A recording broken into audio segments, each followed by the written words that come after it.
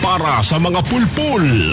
Para sa mga abusado, arogante, walang kwentang nilalang nagtatago sa titulong public servant, empleyado ng gobyerno o politiko at kahit sino ka pa, yan ang tunog na lalatay sa'yo.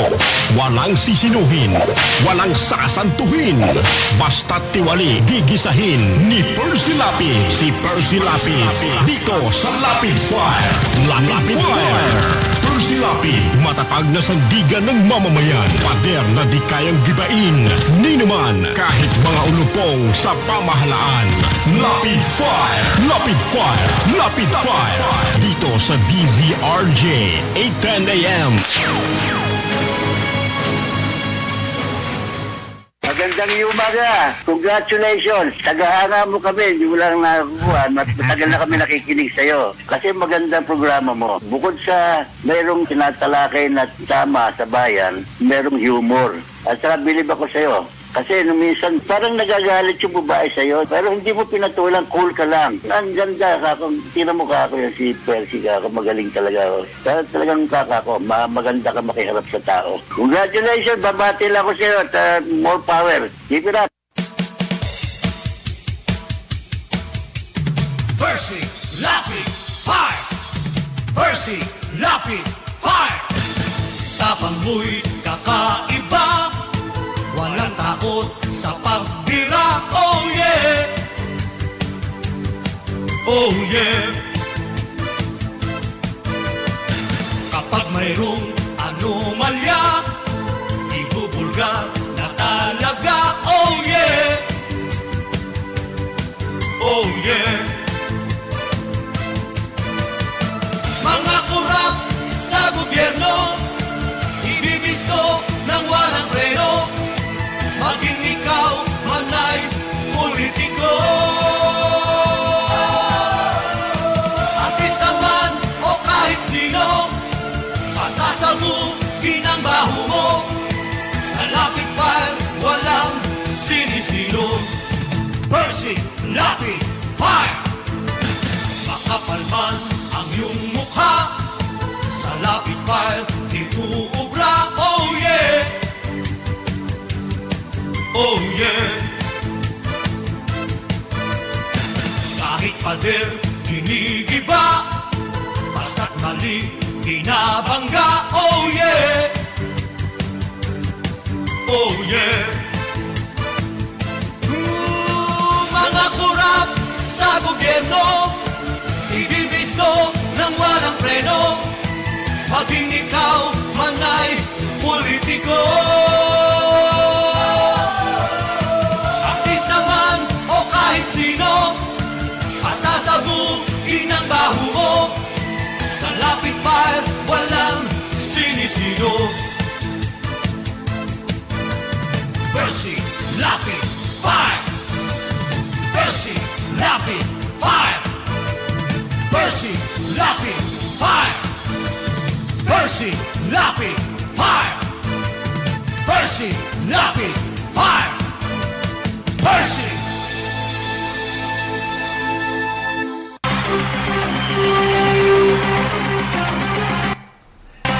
Magandang gabi po mga kaibigan.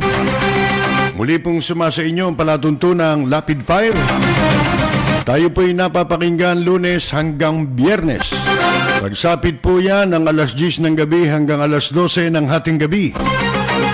Dito po sa makasaysayang himpilan ng DZRJ 810, ang Radyo Bandido. At syempre po, tayo ay sabayan ding napapanood sa Channel 224 ng Sky Cable at sa lahat po ng gumagamit ng TV Plus at digital boxes.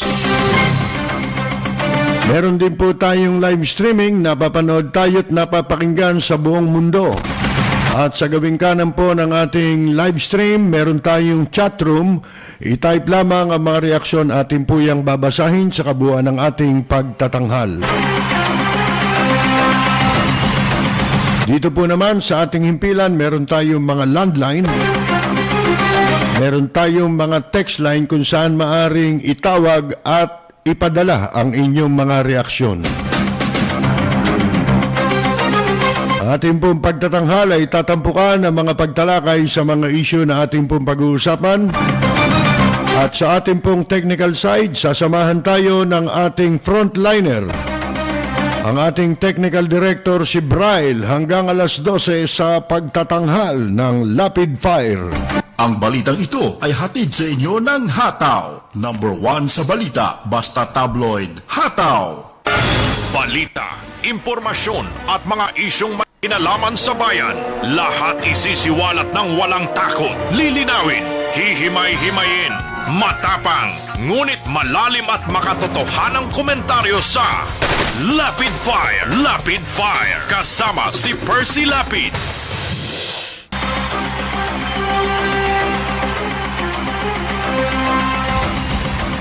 Sarap buhay.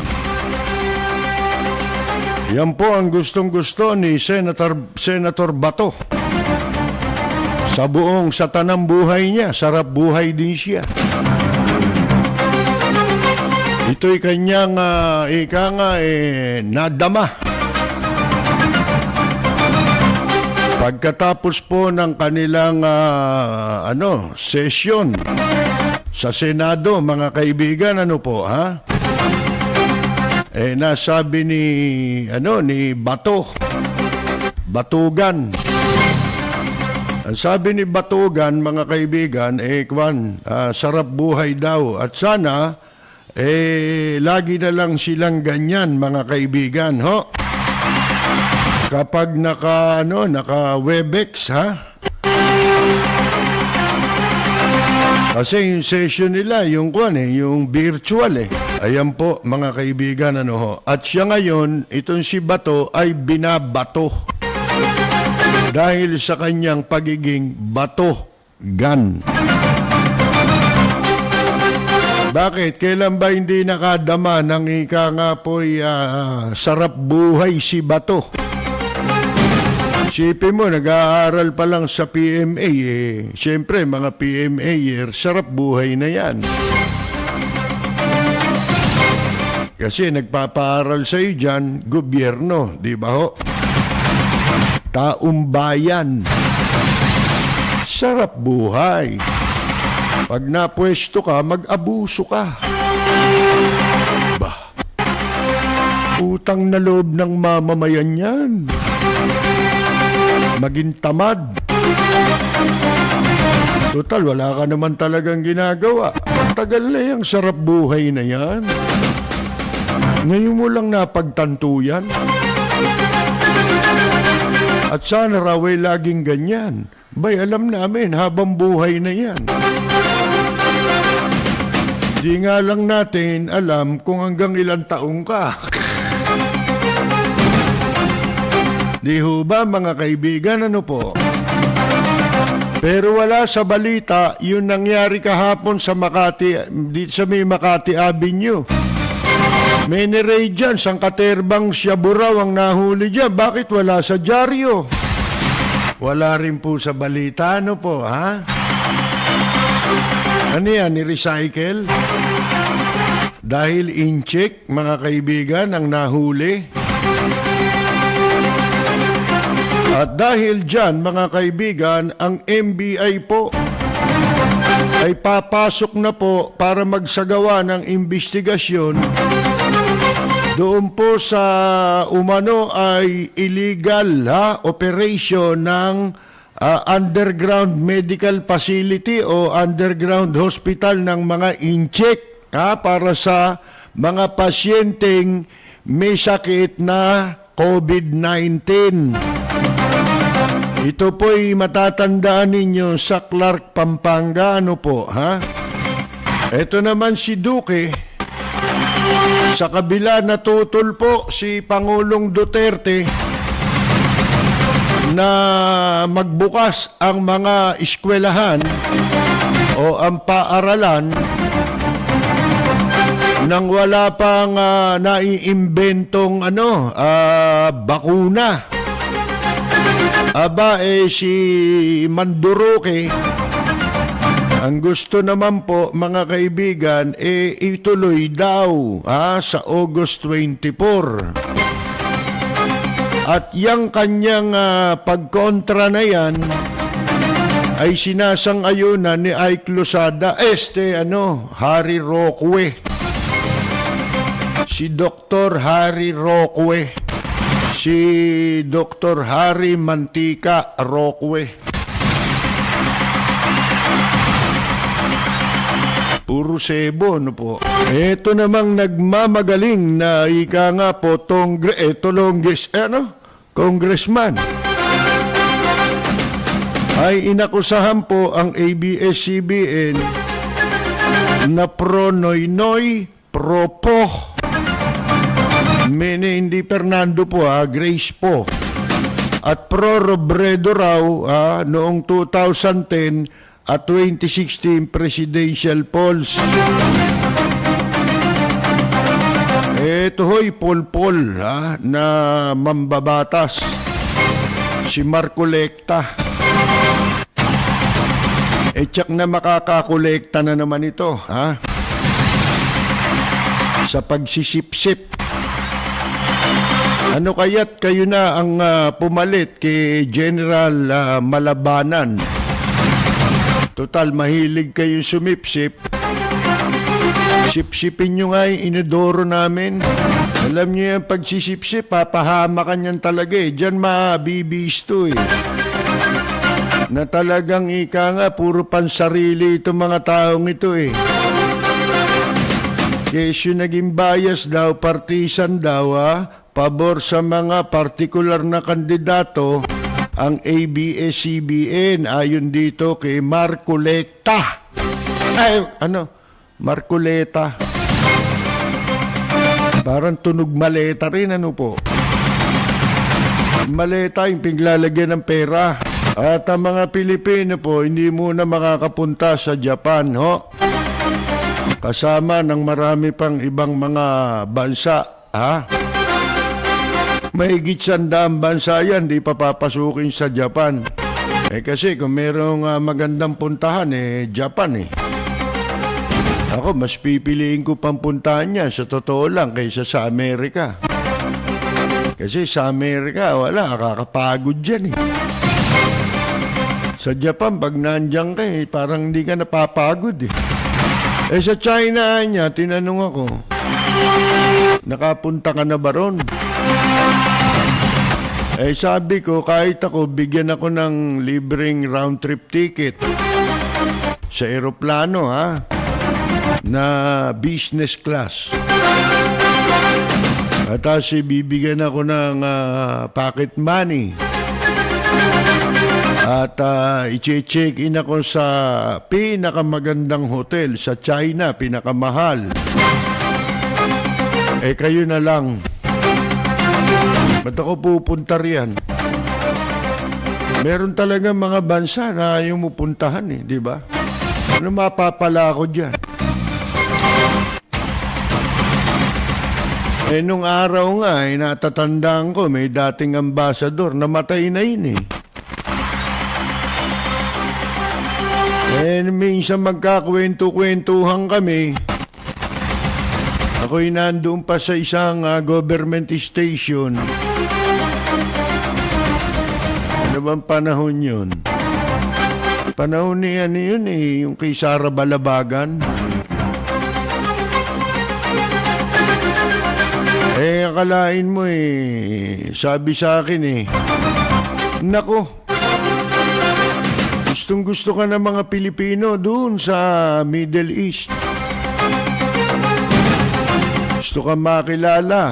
Meron kaming grupong itinayo doon. At gagawin kitang miyembro ng grupo na yun. Sabi niya, punta ka ron. Ako naman, oo lang ng oo. Palagay, sa loob-loob ko sana kukuha ng panggastos ko. Baka lain ninyo after several weeks. Meron hong dumating sa akin, tumawag sa akin. Ambassador. Ang sabi niya, pumunta ka niya doon sa isang kumpanya. Gana ito ang pangalan. Pagkatapos, alam na nila, magpakilala ka, alam na nila kung ano ang gagawin sa iyo. Ando na niya ang visa mo, at saka ang plane ticket mo, balikan. Baya kalain ninyo, hindi ako pumunta eh. Middle East eh. Ayaw ko dyan. Baka mamaya matipuhan ako ng Arabo. Wala pa naman akong balbas. Tapos matagpuan na lang akong duguan sa disyerto. Hindi ko alam ang batas dyan eh. Hindi, pumunta. Inignore ko na lang, mga kaibigan. Kilala niyo yun, yung ambassador na yun. Sikat na sikat siya that time, ha? Ako, siguro, kung nagpapasalamat siya o ano. Kasi may mga OFW raw nung araw pa. May mga daladalang tape, cassette tape. Wala pa tayong ganong technology nung araw, di ba? Mga 90s. Ang dala-dala, baon dun sa Middle East, mga tape recorded na programa ko. Hanggang doon, pinakikinggan ako, nire-replay ng inire-replay, pinaparinig daw doon sa mga kapwa nila Pilipino. Natuwa yung ambassador sa akin eh. Kilala ninyong lahat kung sino yung ambassador na yun. Sumikat siya eh. Dahil doon sa kaso ni Sara Balabagan, siya ang ambassador that time, nung mangyari yun, at napauwi dito si Sara Balabagan ng buhay. Walang iba kundi si late Ambassador Roy Siñeres. Kaya ako, yung nagtatanong sa akin kung nakarating na raw ako sa China, kahit na libre ka ako, wala akong balak na mapunta dyan sa bansang yan. Meron ng trola, ang aga ng trola. At alam nyo ba, mga niyan, mga mamaya pakikita ko sa inyo, yung si Eli Soriano, ha? O anong klaseng, mangangaral daw. Manghuhut-hut yan, hindi naman mangangaral yan eh. At doon sa mga, yung mga, tawag dito? Yung mga diehard fanatics. Fanatiko. Ibig sabihin ng blind followers nang nakabilanggong si Kabayo alias Tamulmol. Naubod ng hangin, mga kaibigan, po? Saksakan ng daming hangin ang laman sa katawan na yun, sumingaw ngayon ng hangin. Matapos makulong. Wala na yan, mga video-video nilalabas nyo. Wala na yan. Hindi na pag-uusapan yan. Ang issue na ngayon ba't nakakulong siya? Wala ho nakukulong sa pamimigay. Sa warrant of arrest yan, may makukulong dyan. May warrant siya Ang kaso niya, human trafficking. Ito nga, ipinos ng isang NBI, yung kalunos-lunos na mga biktima o sinapit ng mga biktima nitong si Kabayo. Kung paano niya ibinulid ang mga kababaihan para magahasa ng mga dayuhan sa ibang bansa. Araw at gabi. pinagpapasasaan ng mga dayuhan. Kaya ngayon may kaso siya, matagal na itong nakasampa, pinaghahanap siya doon sa tinatawag na kasong human trafficking.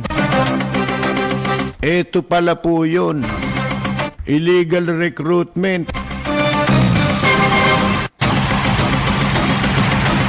Akalain ninyo yan, nilalabas na ng NBI.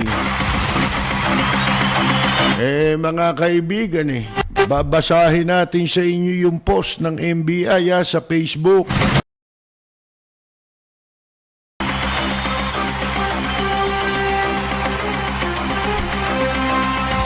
Ang sabi po ng National Bureau of Investigation na umaresto rin po kay Caballo, sila daw po ay maaaring pumasok sa uutusan ito ni Justice Secretary, marami nang sinabi na walang nagkatotoo, Minardo Guevara, ano po, pagkatapos po na yung dalawang inchik, Chinese national na taga-China, mga kaibigan, yung operator mismo, na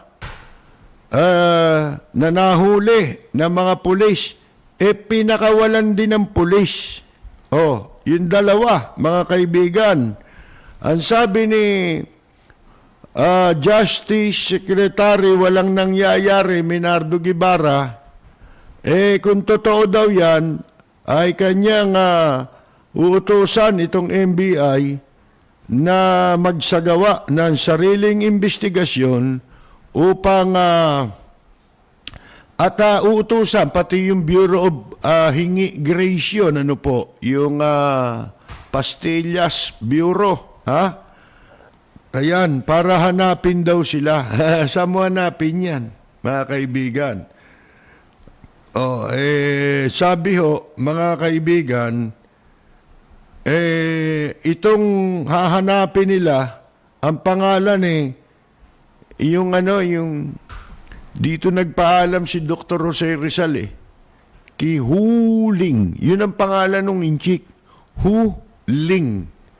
Di ba dyan nagpaalam si Dr. Jose Rizal dun sa huling paalam? Sabi niya, huling paalam. At saka yung isa pang kasama nito na si Lee Seong-hyun, sila daw pinalaya pagkatapos ng isinagawang raid,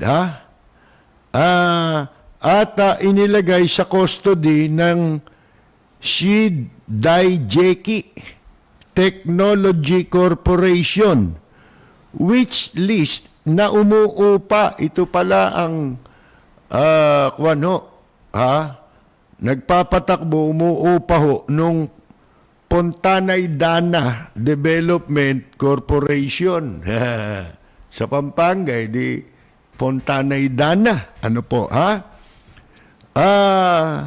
meron din daw pong delay, Yon, sa pagsasampa ng reklamo laban doon sa mga naaresto. Ang dami na niyang inchik na yan na gumawa ng kahayupan dito sa Pilipinas. Kung tutusin ninyo, ang tinutukoy ko dito, huwag naman magagalit yung mga Filipino-Chinese, hindi kayo. Alam ko, suklam din dito sa mga ito, yung mga Filipino-Chinese dito Hindi rin nila gusto na naririto yung mga yan kung paanong galit ang mga taga-Hong Kong sa China kahit sila'y inchik din, at yung mga taga-Taiwan galit din yan, di ba? Wala natutuwa dyan ultimo sarili nila, galit sa kanila mga kaibigan ang dami na hong kaso dito. Ang bibigat ng kaso, patayan, barel, shabu. Katulad kahapon nga, merong hinuli dyan sa Makati Avenue. Ni-raid yung isang tinutuluyan ng mga inchik. Nahuli, sandamakmak daw na Shabu eh. Bakit wala ito sa balita kanina? Hapon pa ito nangyari, kahapon. Ha? Sa Makati ho nangyari ito. Ngayon, ito ang dami na niyan. Asan ang mga kaso? Mga kaibigan. Balita ko nga ultimo sa lungsod ng Maynila, doon daw po sa Chinatown, marami ring pinatatakbo dyan, mga illegal na pogo. Mga kaibigan. At, siyempre, matatakaw yung ibang Pilipino-Chinese, kamukha nung financer ni Norman Caballo, di ba? Pogo operator din yun Kaya maraming kwarta mga kaibigan ngayon, ang dami na hong nakagawa ng krimen na pawang mga Chinese national na illegal pa ang pananatili dito sa bansa at nagtatrabaho ng illegal, wala hong balita na mga nakasuhan na sila. Ultimo, yung mga nahuli sa droga. Wala na ho tayong balita doon sa mga yun, mga kaibigan. Katulad nito, hinuli, ni-raid kunyari, doon pa naman pala ginagamot, yung pong may mga sakit na na corona. Meron silang underground ginagamit na ospital para sa mga pasyenteng may COVID-19 na in-check. Kung tutuusin ninyo yung mga in-check na yan, simula nung nagdagsaan dito yung mga illegal na yan, mga kaibigan, buwisit ang inabot natin Simula nung yan, magpunta kung saan sa mga bansa, magtayo ng mga pogo at illegal na negosyo, nagkabusit-busit yung mga bansa Nakita ninyo yung Cambodia? Di ba pinalaya sila doon, yung mga pogo? Ganun din dito. Sipin ninyo, ba't di mabubuisit? Dinala nila yung sakit dito. Di ba ang kauna-unahang coronavirus case dito, in-check, mga kaibigan, galing sa Wuhan. Yung isa, yung namatay dyan sa Jose Reyes Memorial Hospital. Yan ang mga kauna-unahang kaso dito. Ano nangyari sa atin? Nalechi tayo.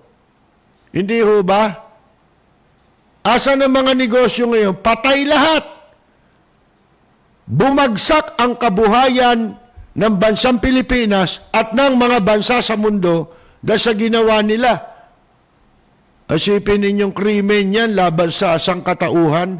May masahol pa kay Hitler itong mga ito pero sila po ay hindi po nakakasuhan. Nasasampahan ng kaukulang kaso. Katumbas ng krimen na kanilang ginagawa dito sa ating bansa. Ito, maliwanag na nga si Guevara na nga nagsasabi. Hanggang dyan lang naman yan si Guevara, sa ganyan. Tinan ninyo, wala rin mangyayari dyan. Kesyo, ang sabi pa, pagka daw napatunayan ng Bureau of Pastillas Immigration na yung mga naturang inchik na yan na nagpapatakbo ng ospital doon sa Clark, mga kaibigan, merong pending immigration or criminal cases, hindi sila papaalisin dito sa bansa. Nga gusto nila huwag silang paalisin Kasi unang-una, hindi naman nyo pinapakulong yung mga yan Hindi ba? At ano itong Shidai KG Technology Corporation na ito?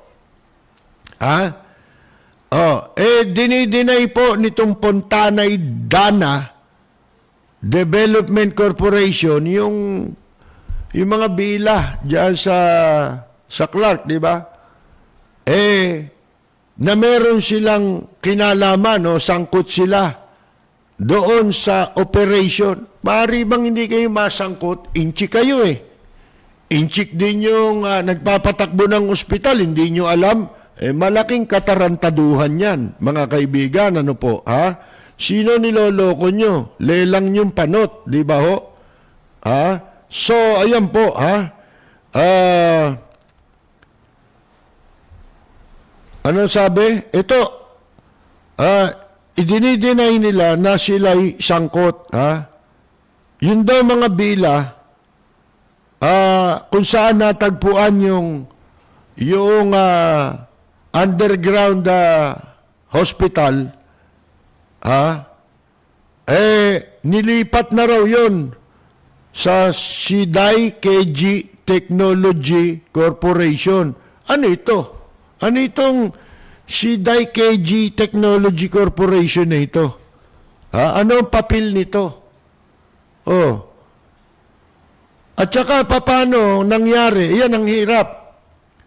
Sa sobrang impluensya ng mga inchik dito, mga kaibigan, lahat nagagawa nila, ultimo, pagpasok dito ng mga gamot, na hindi ho rehistrado sa Food and Drug natin, mga kaibigan.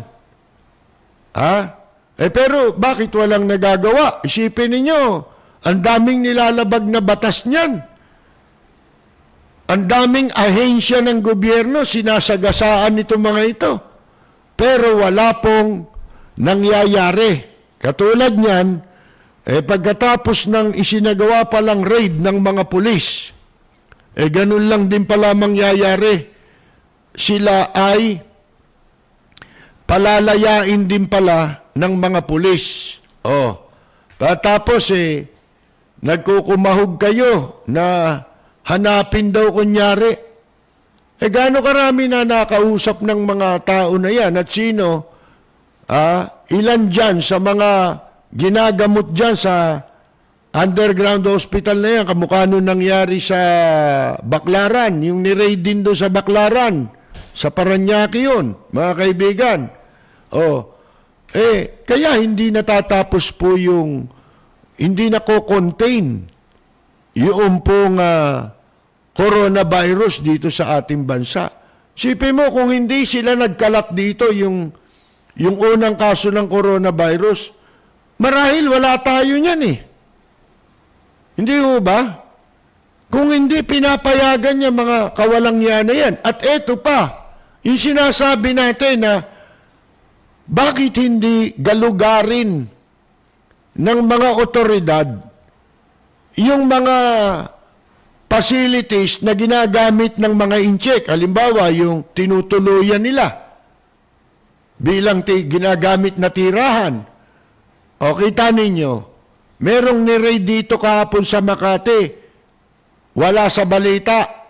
Shabu. Ayon sa nagbigay ng impormasyon sa atin, sandamakmak na shabu na huli ron. At meron pa kanina, ni-raid na naman, na katulad din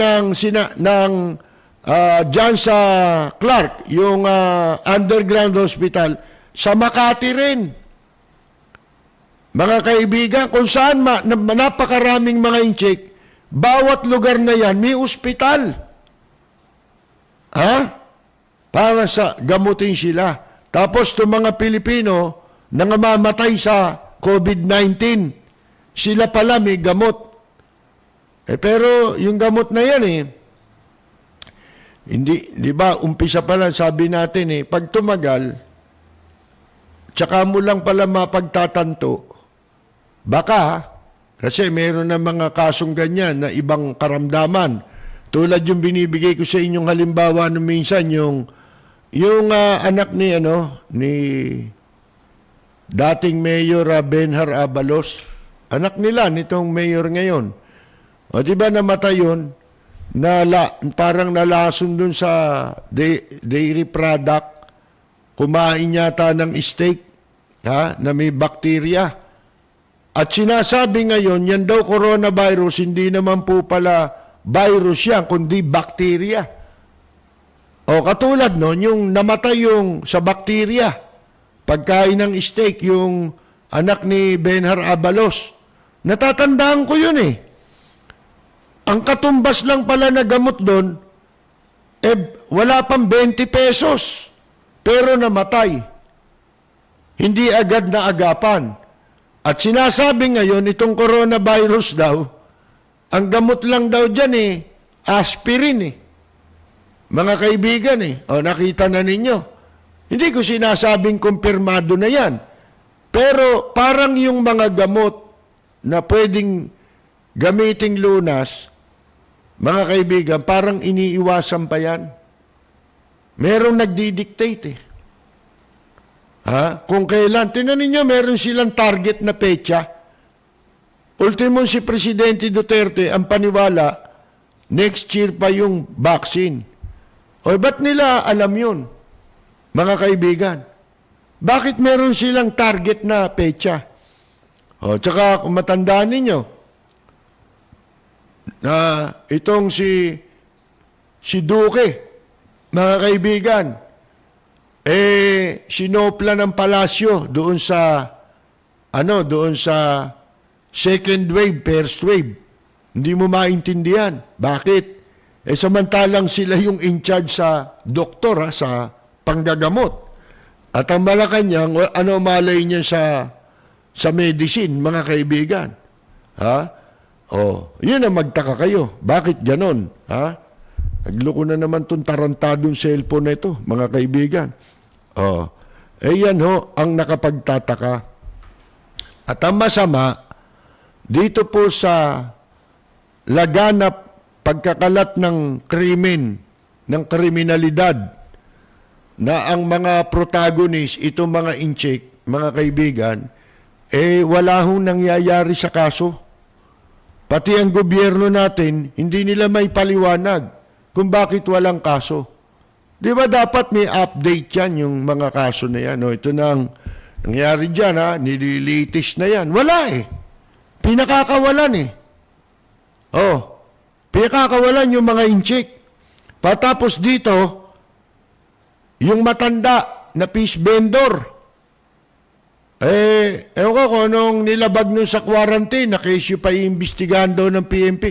Kahit paimbestigahan nyo yan, yung perwish yung ginawa nyo rin sa tao, maibabalik nyo pa ba yun? Yung trauma na inaabot ng isang tao, maibabalik pa ba ninyo yun? Paano yung PNP 6 point? Di ba? Pagka ang batas, sa palagay nila, wala nga nilalabag yung iba, kinukulong Ni walang konsiderasyon. Ano ba naman yung mga kaibigan nawala ng face mask? Katarantaduhan yan gaano karaming face mask? Saan kukuha ng pambili ng face mask na maya-maya magpapalit ka ng face mask? Lalo na kung nagtitinda ka lang ng isda. Di ba, mga kaibigan? Yun lang, paglalagay ng face mask, pagsusuot niyan. Ano yan? Pabalik-balik na face mask? Tapos gagamit ka ng face mask na yung tela? Hindi naman katulad yun nun na ligtas gamitin Yung palang disposable, may oras lang yun.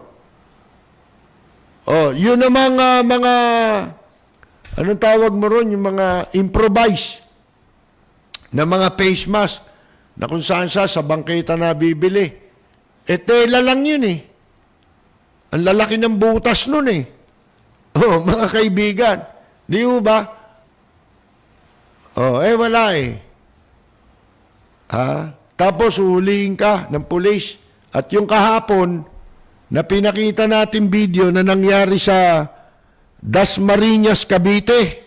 Sa Dasmariñas, Cavite nangyari, mga kaibigan, pumapasok pa sa compound. Bakit?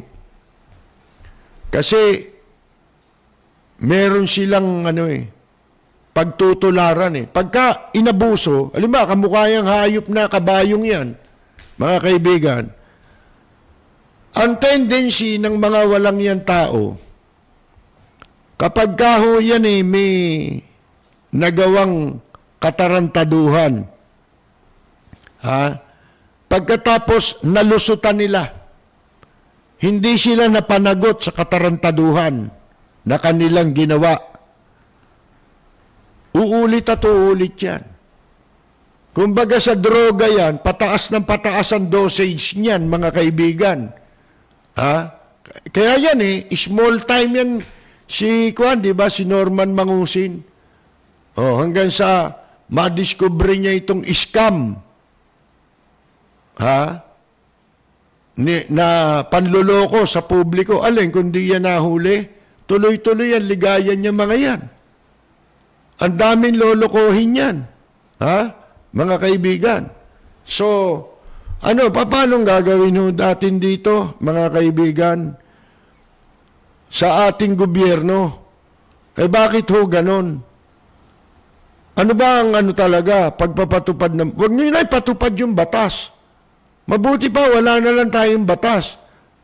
Ang hirap, sa sariling bansa mo, yung mamamayan, hindi pa lumalabag sa batas kinakasuhan ka na gagawang ka ng kaso. At tinan mo yung sa PNP 6 point, mga kaibigan, pagka daw walang yung quarantine pass, babae, siyempre nagmamaneho, babae ng sasakyan, bobolahin ng pulis, medyo patatagalin ang kwentuhan. Tapos mauwi sa kukunin yung address. Yung pala, pupuntahan sa bahay at dadalhan ng quarantining pass. Kapalit ng sex. Ayan. Imbestiga. Tapos sabi raw ni Gamboa, mga kaibigan, kailangan lumutang yung mga biktima. At para sila ay magsampa ng ang tawag nito, formal na reklamo. Paano pa lalabas yung mga tao? Matatakot na yan. Mag-aaksaya lang sila ng panahon. Hindi ba? Tapos ang kakampihan, yung pulis. O kaya, kunwarian lang yung kaso. Ito na lang Nung isang araw, may nag-comment. Ang sabi niya, kwan daw, dapat, kapag ka mga pulis, gumawa ng kabuktutan, dapat doble ang parusa. Dapat daw gumawa ng batas na ganon. Ang sabi ko, meron na. Hindi lang ginagamit. Example, yung planting of evidence, mga kaibigan, yung pagtatanim ng ebidensya ng pulis. Pag ito ginawa ng otoridad, may batas yan. Matindi ang parusa. At mas mataas ang kaso. Di ba? May antas yung kaso di ba?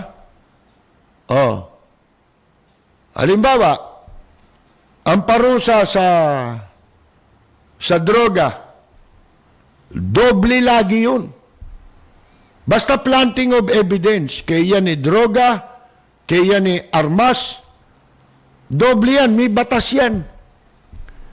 Kapag ka nagplanting ka ng ebidensya, tinaniman mo ng ebidensya, kamukha nung lumalabas na sa investigasyon ng NBI doon sa pinatay na dating sundalo na lumabag sa quarantine protocol. Tapos sinasabi may baril, wala namang baril, sabi ng NBI. Planting of evidence yun. Mabigat yun. Kung ang kaso mo Doble lagi. Nakalagay sa batas yun eh. Hindi ko lang di-discuss ngayon yung batas na yun sapagkat nakalimutan ko eh. Pwede kong hanapin ulit yun. Nabasa ko yung batas na yun. Doble ang parusa. Ito, tignan ninyo. Lahat ng mga nahuling pulis sa kampanya ng kontra illegal drugs. Diyan sa Muntinlupa, natatandaan nyo ba yung magka-live-in na si Ilyasar pa nakaupong NCRPO chief. Nilusob yung Muntinlupa Police Station ng mga taga-NCRPO para damputin yung po mga walang hiyang pulis doon sa Muntinlupa na ang trabaho mag-frame up ng mga biktima. At pagpalagay mo ng totoo pa, talagang ang pakay nila magnakaw. Ha? Parang ito yung nakasulat sa Biblia na magiging ugali ng tao, ng mga walang hiyang tao. Na sinasabi. Ganito yun, kawalang hiya. Para mapagnakawan nila yung mga tao. Makuna nila ng salapi. Ano yun? Natatandaan ninyo yun doon sa Muntinlupa. Hinuli sila. Pinasok yung bahay nila. Pagkatapos, yung mga ari-arian doon sa loob ng bahay, kinuha ng mga pulis na walang kaugnayan sa droga. Yung mga appliances, kinuha. Pagkatapos, pinakawalan yung lalaki para humanap ng pantubos doon sa babae. Parang ransom. Ang katulad nun, ganun yung kidnapping eh. Lalo na kung yung inaresto nila, ilang araw nang nasa custody nila, hindi naman nila kinakasuhan. Mga kaibigan, kasi may batas din yun, kung hanggang ilang oras mo lang pwedeng i-detain ng tao for questioning, for investigation, at kung wala kang maisasampang kaso, kailangan mo siyang palayain. Depende sa gravity ng kaso kung ang diferensya ng oras. Mga kaibigan, pag mababang kaso, mga 36 hours, ganyan. Kailangan makasuhan mo within 36 hours. Dahil pag hindi, palayain mo. Pagka hindi mo ginawa yun, arbitrary detention yun. Dinidetain mo ang isang tao ng labag sa kanyang karapatan. Mga kaibigan, at ano katumbas nun? Kidnapping yun. O yun, ilang araw nang nakakulong under custody nila. Tinatago nila. Pagkatapos, yung lalaki nagsumbong sa NCRPO. Kaya nagpunta ang mga pulis doon. Nakita yung mga gamit niya nasa sasakyan pa eh. Kaya nila pinakawala yung lalaki para makapag-raise ng amount na hinihingi nila. Kunyari, nakipagtawaran yung tao, pero nakapagsumbong na pala. Ano tawag mo ron? Di ba kidnap or ransom yun? Ito ang hindi nyo napansin. Pagka-pulis, ngayon, ang gumawa ng krimen, mabigat na krimen yun, kidnapping yun eh.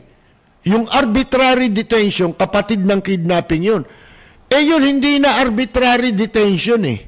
Kidnapping na talaga eh. Humihingi ka ng ransom eh.